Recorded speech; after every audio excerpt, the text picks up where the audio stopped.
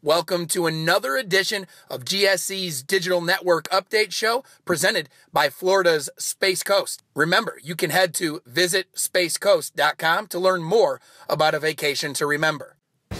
Welcome to this GSC Digital Network Update.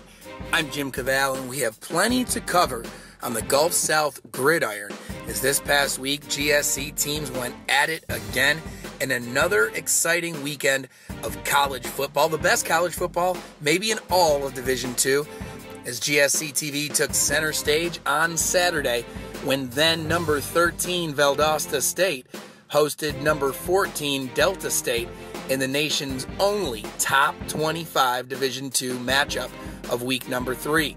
DSU continued its success in Valdosta, upending the Blazers by rolling up 622 yards of total offense. The Statesmen held a 2-point lead at halftime, but the defense allowed just 6 points in the second half, allowing its high-powered offense to sew up the victory.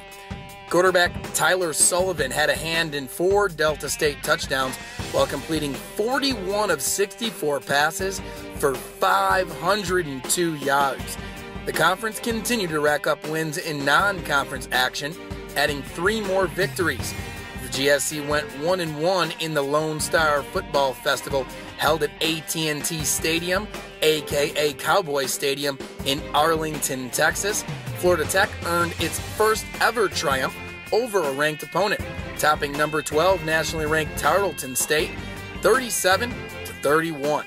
Panthers running back Trevor Sand ran for 152 yards and 3 scores, while freshman signal caller Mark Cato tossed the go-ahead touchdown with just 3:56 left on the clock.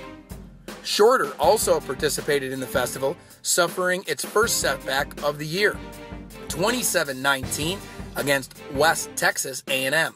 The Hawks built a 12-point lead at halftime, only to see the Buffaloes score 20 unanswered points in the second half, en route to a 27-19 final score. The University of West Georgia celebrated its homecoming by going 3-0 for the first time since 2001, thanks to its second straight shutout versus a Division II opponent.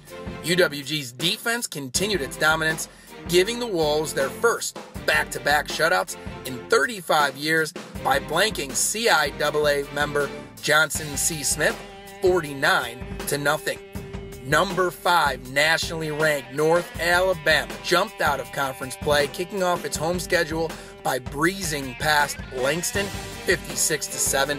UNA continued its impressive first half success, sprinting to a 35-7 halftime lead by scoring on 5 of its first 6 possessions. The conference wrapped up the week facing a pair of Division I FCS foes on the road. West Alabama came up short at former in-state GSC rival Jacksonville State as UWA closed the final 15 minutes with 20 unanswered points, but time ran out on the Tigers, resulting in a 45-34 loss. Future member Mississippi College journeyed to Lamar, coming away with a 55-10 loss. The Choctaws challenged the Cardinals for the majority of the first half, but the hosts used 14 unanswered points in the final 2 minutes of the second quarter to sew up the win.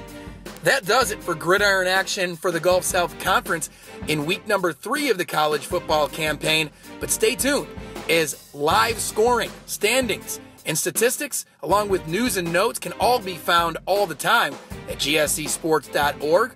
Also, make sure you tune in next week for GSC TV Live, and a reminder that this week's edition of GSC's Digital Network Update Show is provided by Florida's Space Coast. You can find them on the web at visitspacecoast.com to learn more about a vacation to remember. We'd like to thank our friends at Florida's Space Coast for presenting each week's update on the GSC Digital Network. And until next time, I'm Jim Cavall, and this has been your GSC Digital Network Update.